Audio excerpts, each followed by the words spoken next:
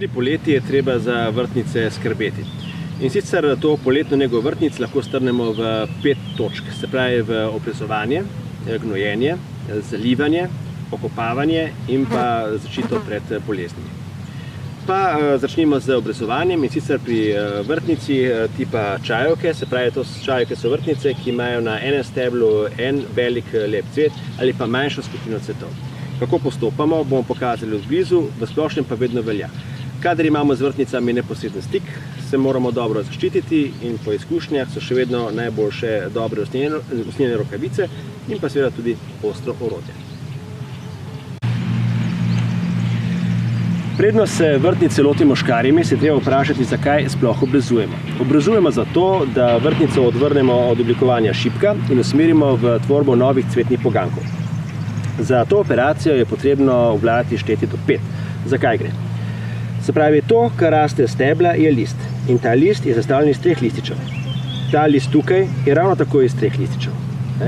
In ko gremo po steblu navzdol, slej ko prej srečamo takega, ki je iz 5 lističev. Ta recimo je prvi iz 5 lističev in nad njim odrežemo.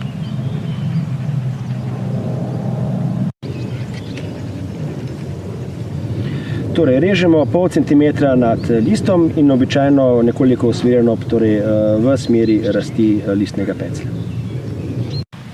Pri Slovencih so tradicionalno priljubljene mnogocvetne vrtnice. To so take, kjer na enem steblu cveti cel šop cvetov. In ko ti cvetovi odcvetijo, ne režemo vsakega posebej, ampak odrežemo cel cvetoči vrh hkrati.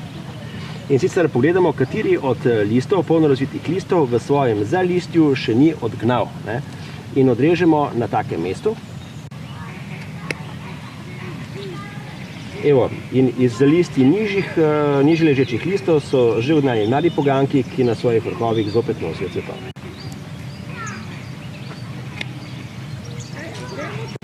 Tudi vrtnice popenjavke z rednim poletnim obrezovanjem spodbudimo k hitrejšemu vnovičnemu cvetenju. Osnovni mehanizem je ta, da krajšamo odcvetele poganjke približno 10 do 15 cm stran od glavnega stebla.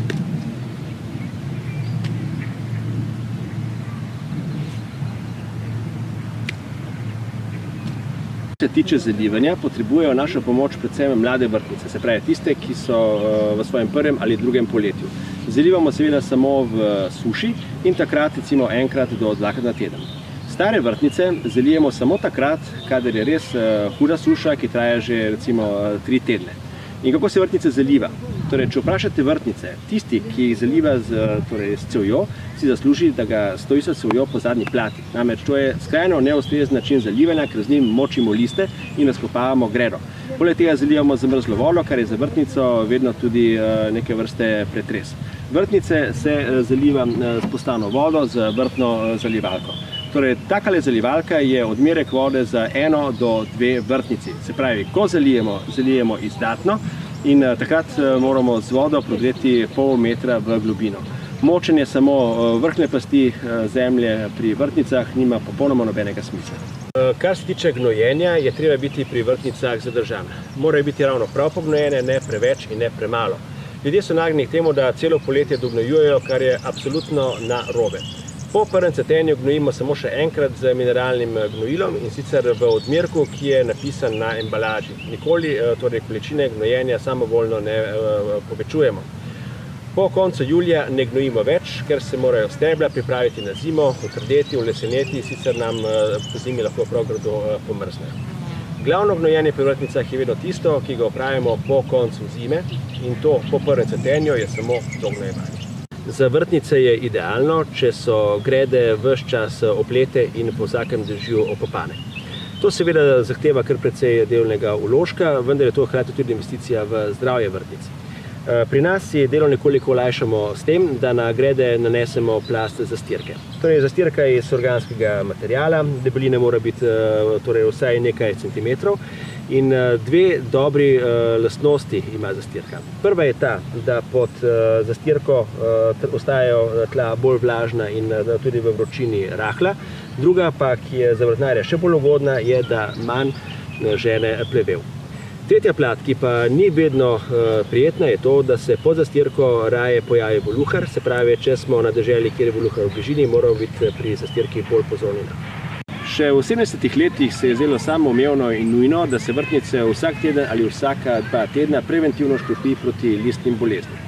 Torej, časi so se spremenili, po eni strani so fungicidi težje dosegljivi, po drugi strani pa tudi vse več ljudi ne želi uporabljati kemičnih sredstev na svojem bivalnem vrtu. In za vse te je v zadnjih 20 letih prišlo na tržišče zelo veliko sort, ki so odporne proti glivičnim boleznim. To pomeni, da jih ni potrebno škropiti.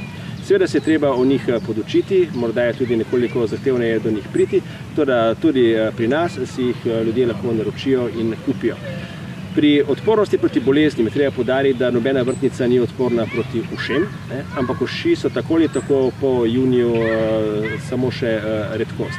In pa še nekaj, vsaka pika, ki se pojavi na vrtnici, še ni resna bolezen.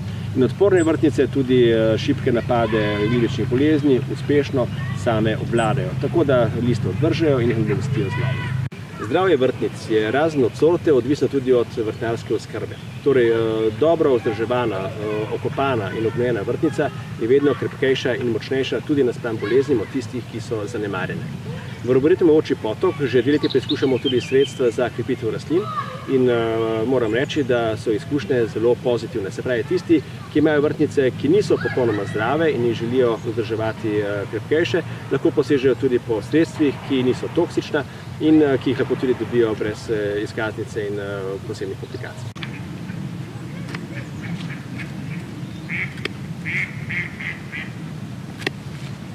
Torej, vrtnice so lepe, ampak vedno so še lepše, če se z njimi ukvarjamo.